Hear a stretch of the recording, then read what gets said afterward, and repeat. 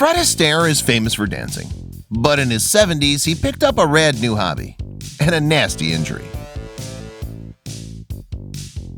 It's perhaps fair to say that Fred Astaire will always be synonymous with dancing, but his name doesn't bring to mind just any old moves. On the contrary, he's known best for the rhythmic, unique performances that dazzled the world throughout his nearly 50-year career in Hollywood.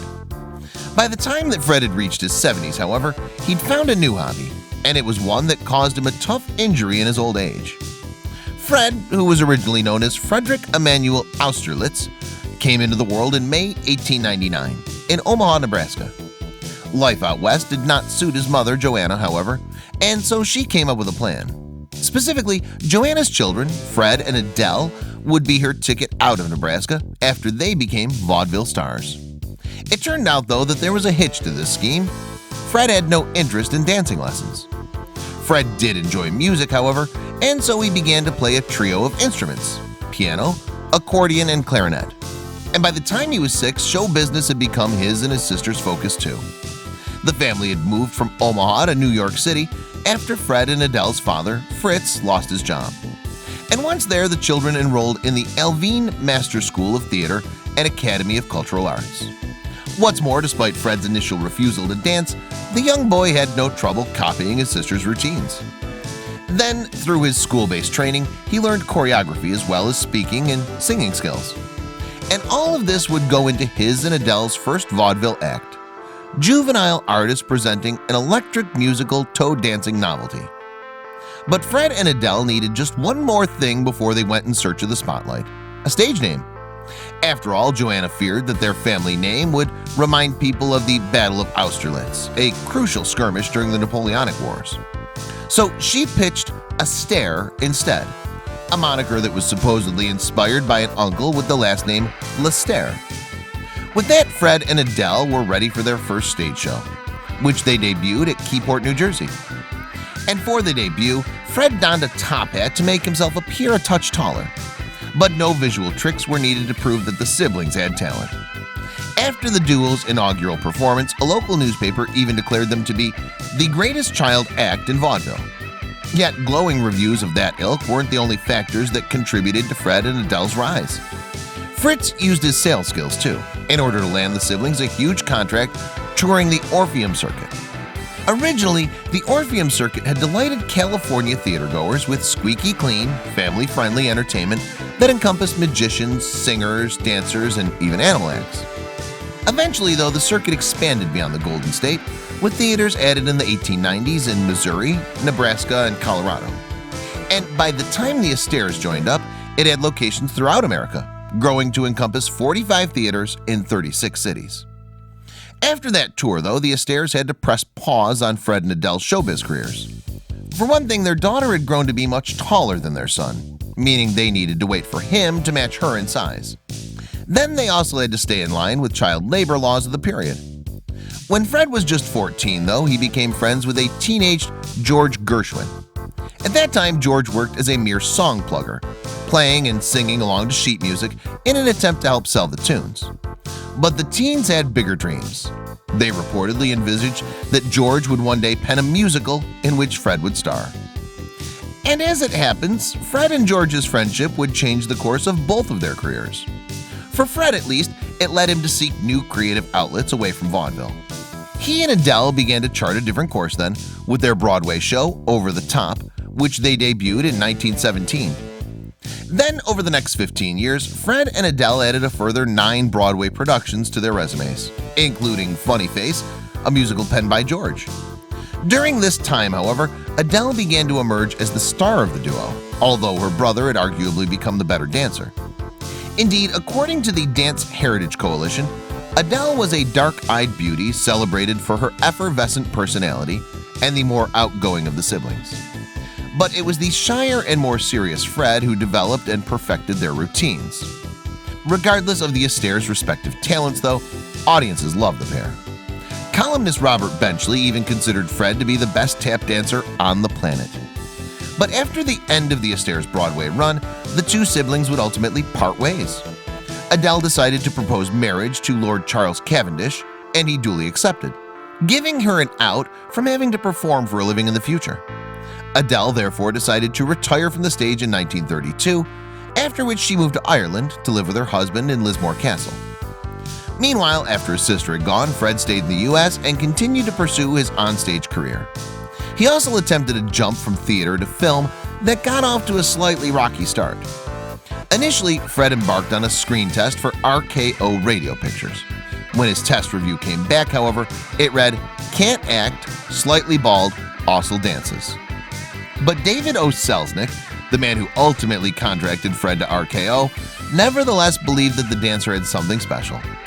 In a memo, Selznick explained, "I'm uncertain about the man, but I feel, in spite of his enormous ears and bad chin line, that his charm is so tremendous that it comes through even on this wretched test." So in 1933, just months after his sister's retirement, Fred made his on-screen debut with a small cameo in the Joan Crawford vehicle Dancing Lady. And that same year, the fledgling actor also earned fifth billing on the movie Flying Down to Rio, just below Ginger Rogers, with whom he shares a dance in the film. In fact, Variety said that the movie actually owed its success to the inclusion of Fred, writing, "The main point of Flying Down to Rio is the screen promise of Fred Astaire. He's assuredly a bet after this one, for he's distinctly likable on the screen. The mic is kind to his voice, and as a dancer, he remains in a class by himself." The latter observation will be no news to the profession, for which he had long admitted that Fred starts dancing where the others stop hoofing. And the dance that Fred had performed with Ginger had some wondering if a partnership could be forged between the pair. Yet while Fred was hesitant of the idea, he had only just gone solo after all. RKO had different plans. In fact, RKO chose to put Fred and Ginger together in 8 more films over the next 5 years. Some of the flicks in which they starred during that period included Shall We Dance, Swing Time, Top Hat, Follow the Fleet, and Roberta. And even in the midst of the Great Depression, audiences lined up to watch RKO's slate of movies starring Fred and Ginger. It helped, too, that the duo had stunning Art Deco sets on which to dance. And the combined effect of the opulent surroundings and Fred and Ginger's routines proved dazzling.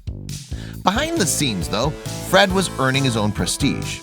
For one thing, he earned a portion of the profits from all of his films with RKO. Not only that, but he also had free reign over how his routines would appear on screen. And through that power, he ultimately changed the way in which dance was seen by his movie-going public. Before Fred made his mark, you see, musicals made by filmmakers such as Busby Berkeley would use dance scenes as mere spectacle, rather than as a storytelling mechanism. They would shoot aerials, zoom in on specific body parts, and make cut after cut. But that all changed with Fred at the helm. He chose instead to capture dance sequences in as few takes and with as few cuts as possible. What's more, the dancers' bodies could be seen in full at all times while they moved. This therefore gave viewers the chance to see the choreography from start to finish, just as they would if witnessing a routine in real life. On top of that, Fred insisted that any song and dance number should serve to advance a movie's plot. And according to Ginger, her dance partner's strict standard was actually evident in other aspects of the filmmaking process apart from the choreography. According to John Mueller's book, Astaire Dancing, the musical films, Ginger said of Fred, "Sometimes he'll think of a new line of dialogue or a new angle for the story. They never know what time of night he'll call up and start ranting enthusiastically about a fresh idea," she said. "No loafing on the job of an Astaire picture, and no cutting corners." Still, in spite of Fred's success on the screen with Ginger, he did insist that RKO allow him to branch out. The star did not want a single partnership to define his career, it said. To that end, then, he made A Damsel in Distress in 1937 with inexperienced dance partner Joan Fontaine.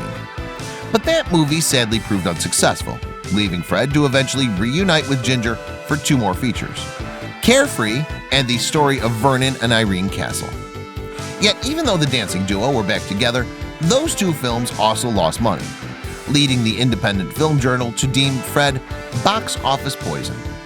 So he left the studio and set out on his own. After Ginger, Fred first danced alongside Eleanor Powell, a fellow tap dancer with incredible talent. Then Fred starred alongside Bing Crosby in the hugely successful Holiday Inn and Blue Skies, the latter of which contains one of Fred's most famous song and dance routines ever in Puttin' on the Ritz. Still, the star was not completely thrilled with either film. In both pictures, you see, Crosby's character won the girl over his. And in the midst of filming Blue Skies, Fred made a momentous announcement. That film would be his last, and he would retire from the screen completely in 1946. The dancer had had prior doubts about the trajectory of his career. He hoped then that Puttin' on the Ritz would be his swan song. Retirement also gave Fred time to focus on the family that he had built with his wife, Phyllis Potter, whom he married in 1933. The pair shared 2 children, Fred Jr. and Ava, and their dad spent spare time with them rather than frequenting the Hollywood social scene. By 1948, though, Fred had ended his retirement and had returned to the screen. And his first foray back into film had him perform in Easter Parade, after which he teamed up with Ginger again in The Barkleys of Broadway. These 2 movies brought the dancer back to prominence, too, so he rode the wave by starring in a further pair of musicals for MGM. As Fred set out to work on 20th Century Fox on Daddy Longlegs, though, his wife Phyllis got sick and unexpectedly died from lung cancer. The naturally distraught star therefore offered to stump up any production cost to put an end to filming. But studio executives finally talked him into working for his own sake at such a hard time. Then, after Daddy Longlegs, Fred went on to film over a dozen more movies, with 1981's Ghost Story marking the end of his on-screen career. And though he never won an Oscar, he earned countless other accolades. His dancing, singing, and filmmaking stylings had an influence on the industry too, as well as on some of the greats who came after him. Indeed, some of the 20th century's best dancers to follow in Fred's footsteps, including Gene Kelly and Bob Fosse, cite him as an inspiration. And George Balanchine, who's considered the father of American ballet, has also praised the dancer, telling Horizon in 1961, "Fred is terribly rare. He's like Bach, who in his time had a great concentration of ability, essence, knowledge, and a spread of music. Astaire has that same concentration of genius." Even Michael Jackson cited Fred as one of his influences. And the unlikely pair shared a mutual respect, it appears. According to Jackson's autobiography, Moonwalk, Fred called the pop icon to say he was a hell of a mover. Michael Jackson, the Golden Book of Condolence, also quotes Fred saying that Jackson was the greatest dancer of the century. But in contrast, Fred refused to reflect on his own accomplishments. In an interview with American Classic Screen in 1978, for instance, he resolutely wouldn't discuss what he deemed to be his favorite of his own performances. The star added, "I just don't look back, period. When I finish a project, I say, all right, that's that, what's next?" Perhaps then this attitude to life led Fred to take up a bizarre hobby for someone in his 70s: skateboarding. Yes, the dancer's daughter, Ava, confirmed her father's unusual choice of pastime during a 2013 interview with the BBC. In the interview, Ava said, "Fred took to skateboarding and he fell off a board and broke his wrist when he was over 70. She added, "Unfortunately, Fred was just having to start a film in Ireland, a straight part, and he had to get over this broken wrist from falling off the skateboard first." But Fred's risky hobby was just another representation of the Hollywood innovator that he was. And Ava imagined that had her father picked up skateboarding sooner, he would have made it part of his on-screen routines. She said, "I think that will be a definite."